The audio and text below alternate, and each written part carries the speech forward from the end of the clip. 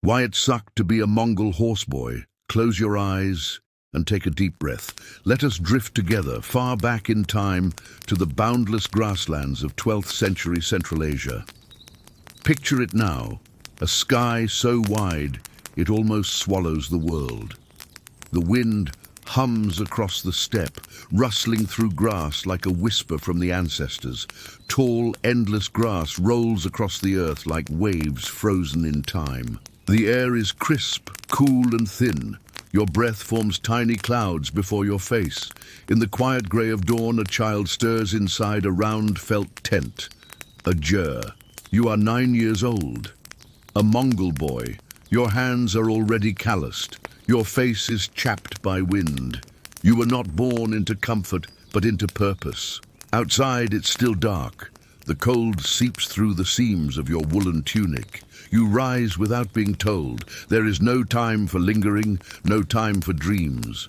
Your family's survival depends on the horses, and it's your job to find them. The steppe is silent, save for the howl of distant wolves. You step into the chill, eyes scanning the rolling darkness for silhouettes. The animals have wandered in the night. You whistle, a practiced sound, sharp, clear. If they hear you before the wolves do, all is well. If not, well, that's a weight even a child must carry. You find them. You always do. Bareback, you ride the lead mare, guiding the others with clicks of your tongue. There is no saddle, no reins, only instinct, only bond. By the time the sun rises, just a pale smudge of gold on the eastern edge of the earth, you've already galloped miles. Your cheeks sting, your muscles ache, and back home, your day is only beginning. Your mother churns fermented mare's milk into arag. The scent is sour, warm, familiar. Your father sharpens his blade with ritual silence, the slow rasp of stone on steel like a morning chant. You are sent to gather dung for fire, to mend leather, to check snares set the night before. Every hour is filled, every task matters. There are no tears here, no softness.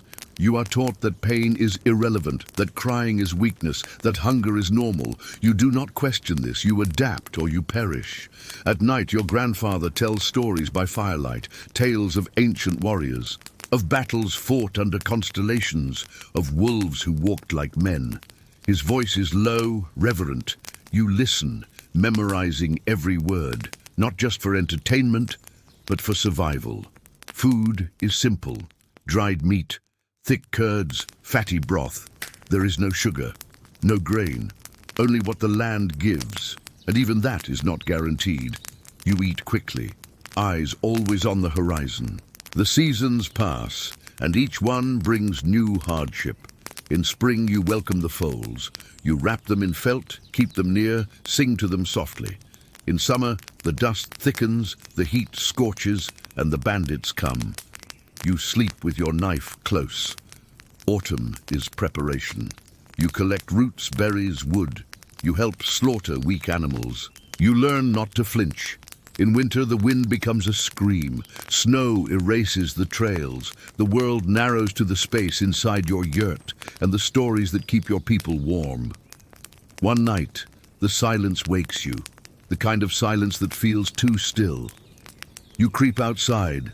Above you, stars glitter like cold fire. The sky is so massive, it feels like it might swallow you whole. And in that moment, you are both insignificant and eternal. A single life, part of something ancient. Later, you lie down beside your siblings, bundled in thick wool. The yurt creaks in the wind. Your mother hums softly, a lullaby she once sang to her own mother. The flames in the hearth flicker low, and even though the floor is hard, even though the future is uncertain, you fall asleep not with ease, but with readiness. Because tomorrow you will rise before dawn, and so begins the rhythm of your life, a dance with hardship, a song of survival, a boy shaped by wind, wool, and war. But beyond this boyhood lies a destiny few could have imagined. A boy named Temujin, who would rise from this very world and change it forever. Let us walk with him next, step by step, into fire, into blood, into greatness. The harsh path to leadership, Temujin's early trials. The cold morning sun peeks weakly over the horizon, painting the steppe with soft shades of pink and gold. The wind carries whispers of change. But the world is still hard, and survival demands every ounce of strength and wit a young boy can muster. Temujin, no longer just a boy but still far from a man, stands beside his mother, Hoylun. The memories of his father, Yasuge, linger like shadows, both protective and heavy. Yasuge was a great leader, but his death leaves a void that threatens to swallow Temujin's fragile clan whole. Imagine the weight on Temujin's young shoulders, a burden not just of survival, but of leadership, of honor, of a legacy. His tribe, the Mongols, is fractured and vulnerable. Rivals circle like wolves smelling blood. Allies can vanish overnight. Trust is a currency more precious than gold. Temujin knows this well. His first lessons in leadership come not from books, but from bitter experience. His family is cast out, left to fend for themselves in the cold wilderness. The world does not forgive weakness. You can almost feel the biting wind that stings Temujin's face as he trudges through snow, the crunch of frozen earth under his boots.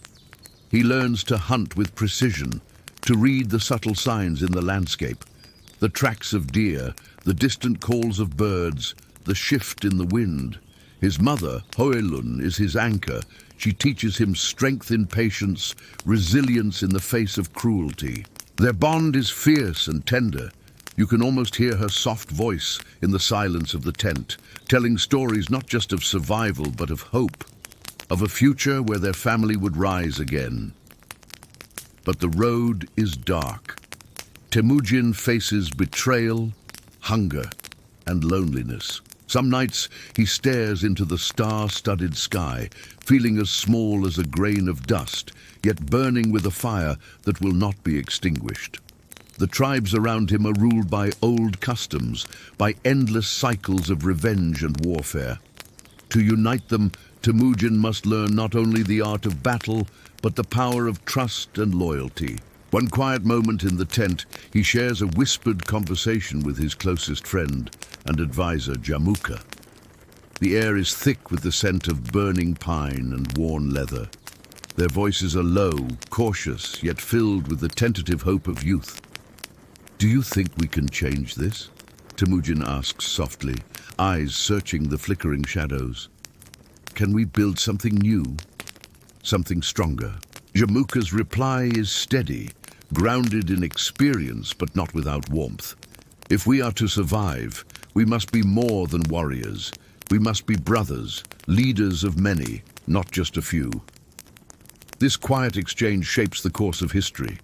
From these humble, painful beginnings, Temujin begins to craft a vision, a united Mongol nation bound not by birth or blood alone, but by loyalty and shared destiny. Every step is hard. Every decision carries the weight of life and death. But in those early, cold mornings, amid hardship and heartache, the seeds of greatness are planted. Temujin rides again, not just to herd horses or escape danger, but toward a destiny written in the stars and carved by the wind. And so, the boy who once woke before dawn to find horses now wakes to lead a people. The making of a warrior, battles, brotherhood, and betrayal. Close your eyes once again. Feel the chill of early morning creeping under your cloak as you stand with Temujin on the edge of a dusty plain. The vast steppe stretches endlessly, the horizon a soft blur between earth and sky. The world around you is alive with tension. Temujin's heart pounds, not just from the cold, but from the weight of what is to come. Today he will face his first battle as a leader, but this is no simple fight. It is a fight for survival, for honor, for the chance to bring peace to a land torn apart by endless tribal wars. The air smells of dust and sweat, mingled with the metallic tang of sharpened blades. Warriors gather, their faces fierce, eyes blazing with determination. Horses stomp impatiently, nostrils flaring in the cool air. Temujin rides among them, not just as a commander, but as a brother. His voice is calm but firm, a steady beacon in the chaos to come. He knows this battle will test everything he has learned. His courage, his cunning, and most of all, his ability to unite men under one cause.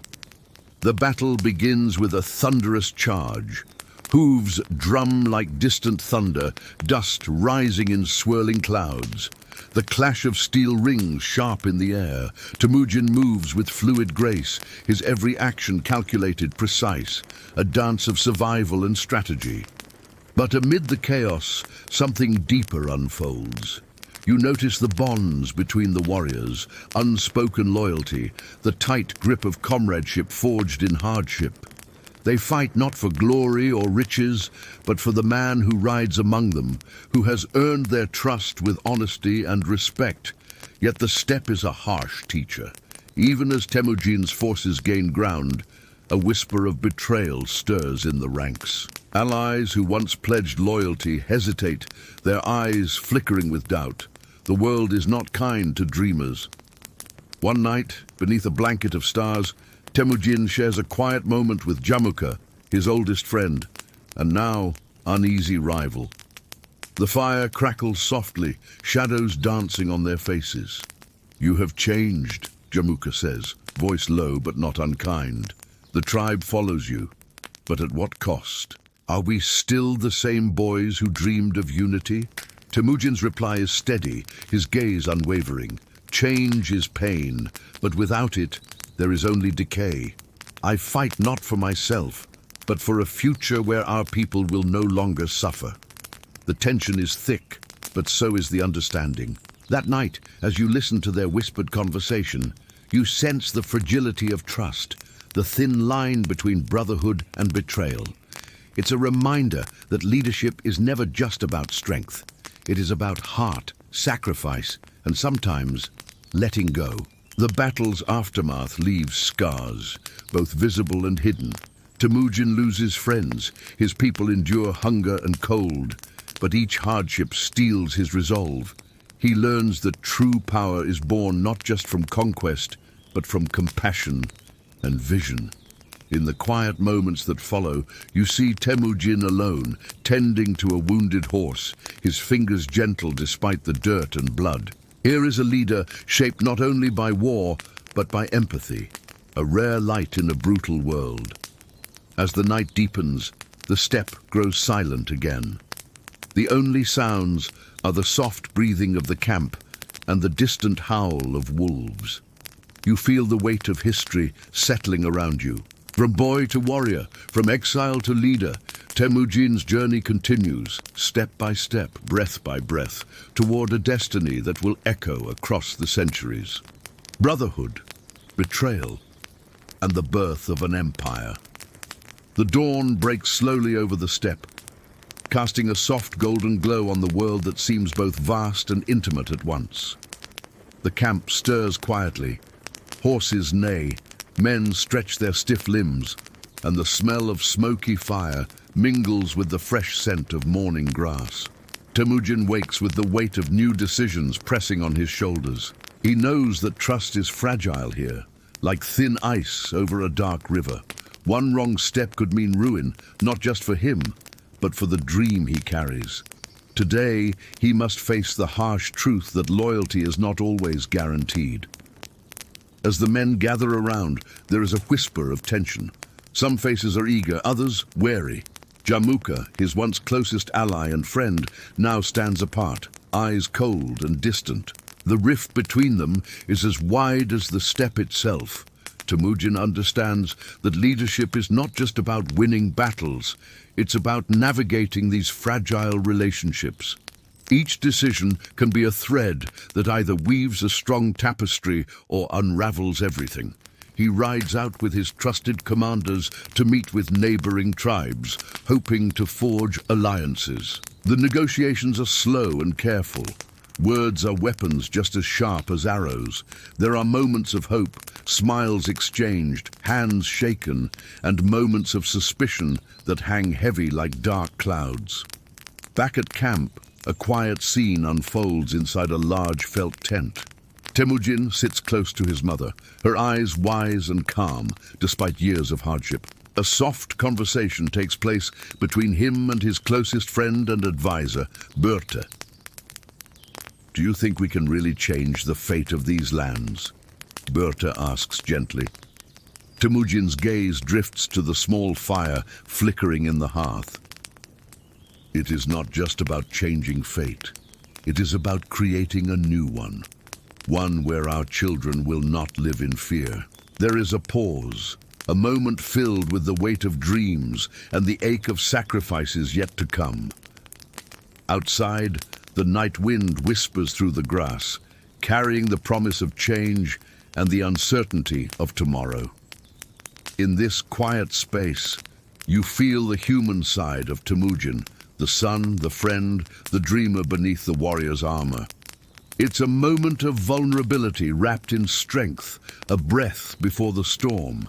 As the firelight dances on their faces, you realize that empires are built not only with swords and strategy, but with hope, trust, and the courage to believe in something greater than oneself. The path ahead is still long and fraught with danger, but for Temujin and for you, walking this journey alongside him, it is a path worth following. The lost cities of Karakorum, echoes of a forgotten capital. Imagine now the vastness of the Mongol Empire at its height, a swirling tapestry of cultures, languages, and peoples. At its heart lay Karakorum, the great capital city founded by Genghis Khan himself. Close your eyes and picture the city slowly coming to life under a pale dawn sky.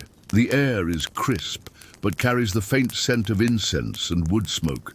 Streets, wide and orderly, stretch between tents and wooden buildings, their walls adorned with banners fluttering softly in the breeze.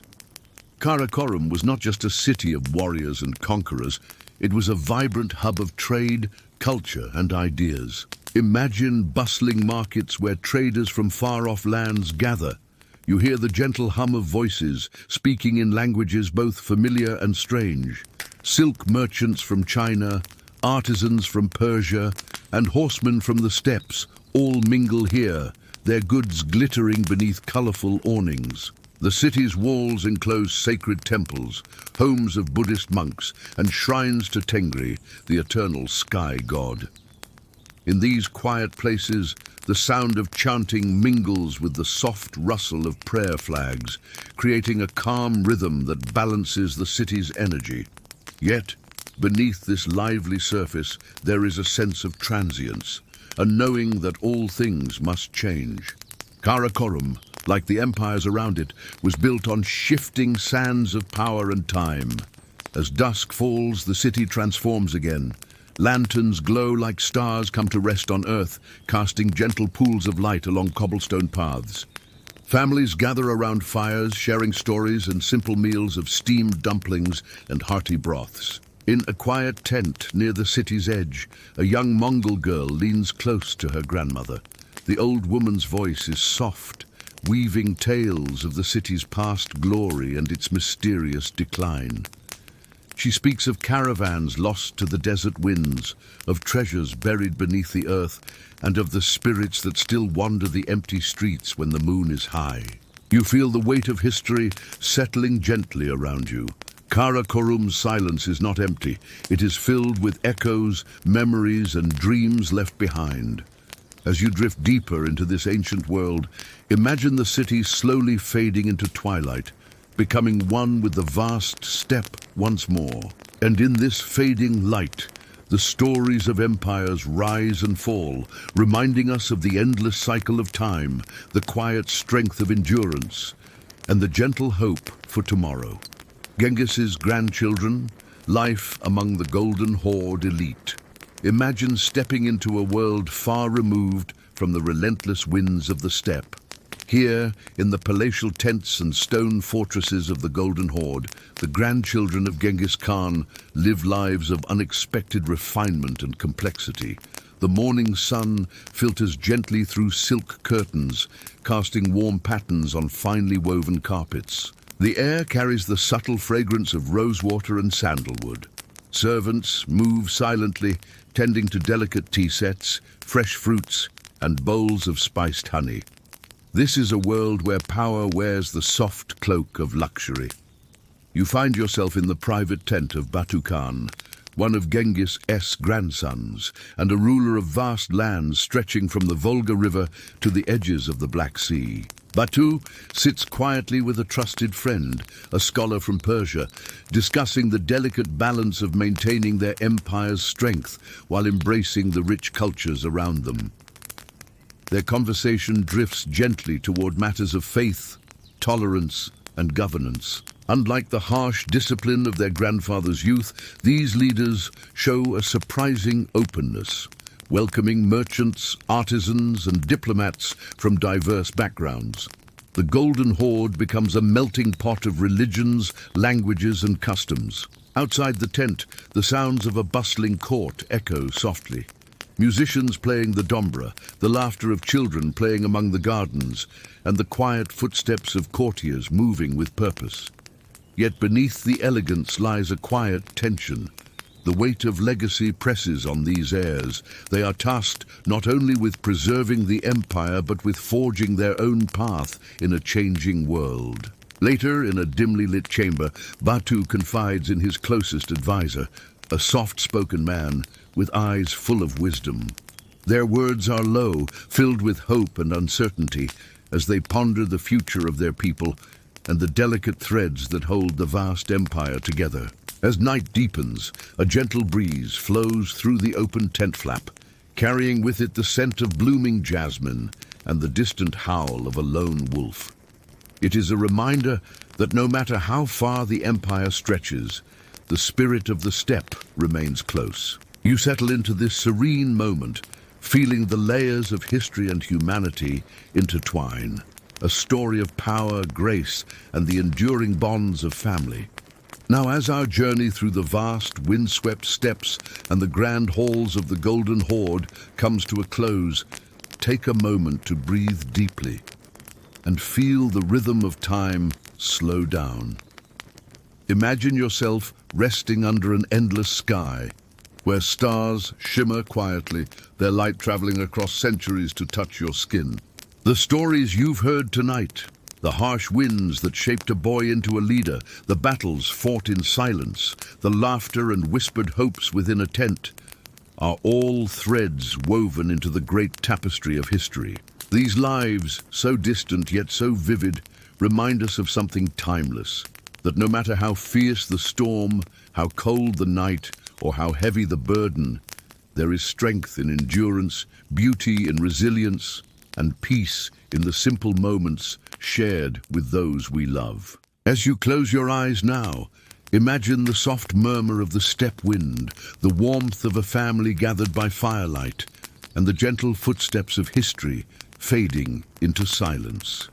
May your dreams carry you gently through time, and may you wake refreshed, ready to meet your own tomorrow with quiet courage and calm.